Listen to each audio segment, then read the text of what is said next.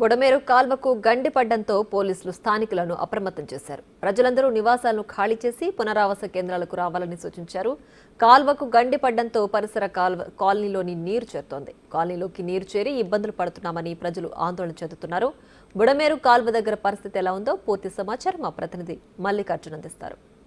విజయవాడ నగరవాసులు ఇప్పుడిప్పుడే వరద తీవ్రత నుంచి తగ్గుతున్న పరిస్థితి నుంచి తేరుకున్న పరిస్థితిలో కూడా మరొక వార్త అనేది కొంచెం హల్చల్ చేస్తుందని కూడా చెప్పుకోవచ్చు. ఎందుకంటే ఏదైతే బుడమేరు కాలువకు సంబంధించి ఆ బుడమేరు కాలువకి మరోసారి గండి పరిచిన పరిస్థితి కూడా కనిపిస్తూ ఉంది. ఈ వాటర్ అనేది పూర్తిగా కూడా ఏలూరు కాలువకు సంబంధించి డైవర్టు అవుతున్న పరిస్థితి ఉంది. ఈ డైవర్టు మనకు సంబంధించి ఏదైతే కాలువ ఉందో ఆ కాలువకి సంబంధించి ఇటు మా కెమెరామ్యాన్ సురేష్ మీకు ఆ కాలువను కూడా చూపిస్తూ ఉంటారు. ఈ కాలువ నుంచి కూడా వరద అనేది ఇటు నగరం బయటికి వెళ్తున్న పరిస్థితి కనిపిస్తూ ఉంది. ఈ కాలువలో వెళ్లాల్సిన వాటర్ అనేది ఇప్పుడు గండిపడటం కారణంగా కూడా పూర్తిగా ఈ రైల్వే వంతెనకు సంబంధించి కింద గండిపడి చాలా ఫోర్స్గా అనేది వాటర్ అనేది మరొక కాలువలోకి, అంటే ఒక కొంచెం అదృష్టం ఏంటంటే మరొక కాలువలోకి ఫ్లిప్ట్ అవడం జరుగుతుంది. ఆ కాలువలోకి వాటర్ అనేది ఫోర్స్గా వెళ్తున్న పరిస్థితి కనిపిస్తూ ఉంది. మనం ఇప్పుడు నడుస్తున్న రోడ్డు చాలా ప్రమాదకరమైన రోడ్డు అని కూడా చెప్పుకోవచ్చు. ఎందుకంటే గండి అనేది చాలా విస్తరించే అవకాశం ఎక్కువగా కనిపిస్తూ ఉంది.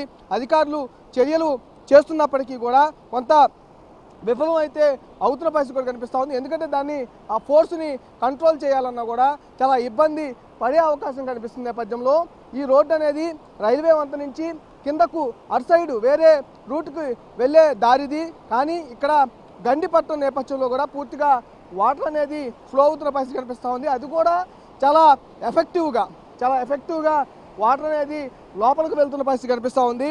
ఇటు ఆ కాలువ నుంచి ఏదైతే కాలువ ఉందో వేరే కాలువ ఏలూరు కాలువలోంచి బుడమేరు కాలువలోంచి వేరొక కాలువలోకి నీళ్ళు అనేవి అంటే గండిపడి డైవర్ట్ అయిపోయి కూడా చాలా ఫోర్స్ఫుల్గా కూడా వాటర్ అనేది వెళ్తున్న పరిస్థితి కనిపిస్తుంది. మనం చూసుకుంటే ప్రకాశం బ్యారేజ్ వద్ద ఏ విధంగా అయితే 11.5 లక్షల పైగా నీరు వచ్చినప్పుడు ఏ విధంగా ఫ్లో అనేది ప్రకాశం బ్యారేజ్ దాటిన తర్వాత ఫ్లో అనేది ఏ విధంగా వెళ్ళిందో అదే సిచ్యువేషను ఇప్పుడు గండి పడిన తర్వాత అదే విధంగా ఫ్లో అనేది వెళ్తున్న పరిస్థితి కూడా కనిపిస్తూ ఉంది. ఇక్కడ మనం క్లియర్గా చూసుకుంటే రోడ్డు అనేది పూర్తిగా కొట్టుకుపోయిన పరిస్థితి.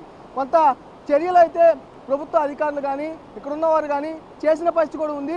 అది క్లియర్గా ఇక్కడున్న పైప్ లైన్స్, ఎందుకంటే పైప్ లైన్స్ కానీ కేబుల్స్ కానీ అండర్ డ్రైనేజీ వెళ్ళే పైపులు కాబట్టి అవి మనకి క్లియర్గా కనపడుతుంది. గండి రోడ్డు అనేది తెగిపోయిన నేపథ్యంలో ఇది కేబుల్స్ అనేవి బయటికి కనపడుతున్న పరిస్థితి కనిపిస్తూ ఉంది. ఇటు రోడ్డు కూడా చూసుకోవచ్చు, మొత్తం క్లోజ్ చేసిన పరిస్థితి కనిపిస్తూ ఉంది. రైల్వే వంతెనకు సంబంధించి పూర్తిగా కూడా అప్రమత్తం చేస్తూ ఉన్నారు. ఈ వంతెన కింద ఎవరైతే ప్రజలు వస్తూ ఉన్నారో ఆ ప్రజలందరినీ కూడా ఇక్కడి నుంచి వెళ్ళిపోవాలి, దూర ప్రాంతాలకు వెళ్ళిపోవాలని కూడా చెప్తున్న పరిస్థితి కనిపిస్తూ ఉంది. అలాగే ఇక్కడ దగ్గరలో ఉన్న కాలేజీలో కూడా వాళ్ళకి పునరావాసం ఏర్పాటు చేయడం జరిగింది. వారిని ముందుగానే, ఎందుకంటే ఎప్పుడైతే ఎందుకంటే బుడమేరు కాలువ అనుకోని రీతిలో గండిపడి ఆ వాటర్ అంతా కూడా సింగునగర్ నుంచి ముంబై కాలనీ, ప్రకాష్ నగర్, అలాగే జక్కంపూడి కాలనీ, వైఎస్ఆర్ కాలనీ పూర్తిగా కూడా నగరం మొత్తం కూడా ఆ వాటర్ అనేది వ్యాపించి పరిస్థితి కాబట్టి ముందుగానే అనుకోని విపత్తు అనేది అక్కడ వచ్చింది కాబట్టి ఈ వాటర్ అనేది కూడా అనుకోకుండా ఏమైనా ప్రజల మీదకి వచ్చే అవకాశం ఏమన్నా కనిపిస్తుందా అనే ముందస్తు చర్యల్లో భాగంగా వీరందరినీ ఈ కాలనీ ఏదైతే కనిపిస్తూ ఉందో ఈ కాలనీ మొత్తాన్ని కూడా కనిపించింది. పోలీసులు ఏమైనా అనౌన్స్మెంట్ చేశారు మీకు? ఏం లేదండి. ఎట్లా రోడ్డు మీకు వస్తే ఎందుకని? రోడ్డు నేను మొన్న చేశారండి. నేను ఇవాళ ఉదయం కూడా వచ్చి ఇవ్వమని చెప్పారు. అది మా కొద్దిగా గండి మొన్నటి నుంచి పడింది. 2 రోజులు అవుతుంది. గండి పడింది. సార్లు కూడా వచ్చారు, పోలీసులు వచ్చారు, అందరూ వచ్చారు, చూసారు, వెళ్ళారు, మాట్లాడారు. మమ్మల్ని కొంచెం జాగ్రత్తగా ఉండమని చెప్పారు. రోడ్డు మీద వచ్చేయండి, ఏదైనా రిలీఫ్ కేంద్రాలు ఏర్పాటు చేసి అక్కడ రమ్మని ఏమని చెప్పారా? చెప్పారండి. చెప్పారు. అన్నీ వదులుకొని పిల్లలు తీసుకొని వెళ్ళాక అక్కడ సౌకర్యం కుదరకపోతే మళ్ళీ అక్కడ ఇబ్బంది పడాలి, ఆ ఇబ్బంది ఏదో ఇక్కడ సౌకర్యం చూపిస్తాంటారు కదా, ఇంకెందుకు అన్నంటే వెళ్ళడమని పిల్లలు పెట్టుకుని నిన్నంటే ఉన్నాం. అయితే 2 రోజుల క్రితమే ఈ గండి అనేది పడినట్టు కూడా స్థానికులు చెప్తా ఉన్నారు. పోలీసులు అందుకంటే ఎక్కడైతే గండి అక్కడ పడిందో అక్కడి నుంచి ముందుగానే అక్కడ చర్యలు తీసుకోలేదు కాబట్టి అది ఇబ్బంది పడుతున్నారు కాబట్టి ముందుగానే వాళ్ళకి చర్యలు అయితే తీసుకోవాల్సిన ఉద్దేశంతో ముందుగానే 2 రోజుల నుంచి అనౌన్స్మెంట్లు అయితే చేస్తున్న పరిస్థితి కనిపిస్తుంది. పోలీసులు ఏమైనా వచ్చారన్నా, ఏమైనా అనౌన్స్మెంట్లు చేశారండి. చేశారు. మనం బుడవేరు రాకముందే నైట్ వచ్చి చేశారు ఆల్రెడీ. వాళ్ళు వచ్చి చేసినాక పైకి వెళ్ళాము మేము. నైట్ 12ంటికి వచ్చి చెప్పారు మమ్మల్ని, అందరిని ఖాళీ చేయమన్నారు. అందరం ఖాళీ చేసి పైకి వెళ్ళాము. తెల్లారి ఆదివారం పొద్దున బుడవేరు పెరిగింది.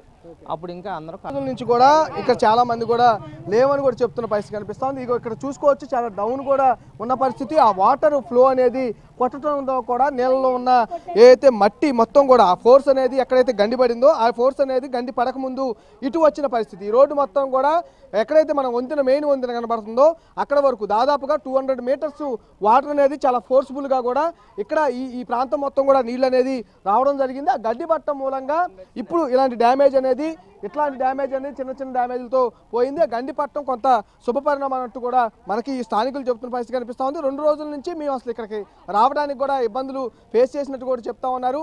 గండి పట్టడం మూలంగా ఇప్పుడు బయట ఏదైతే మేము బయట నుంచి ఉన్న వాళ్ళందరం కూడా మళ్ళీ ఇటే వచ్చాము. పోలీసుల మాటకి ఎప్పటికప్పుడు రక్షణ చర్యలు చేపట్టేందుకు అనౌన్స్మెంట్లు చేస్తున్న పరిస్థితి కనిపిస్తున్నట్టు కూడా స్థానికులు మనకు చెబుతున్న పరిస్థితి కనిపిస్తుంది. కెమెరా సురేష్తో మల్లికైనా బిగ్ టీవీ.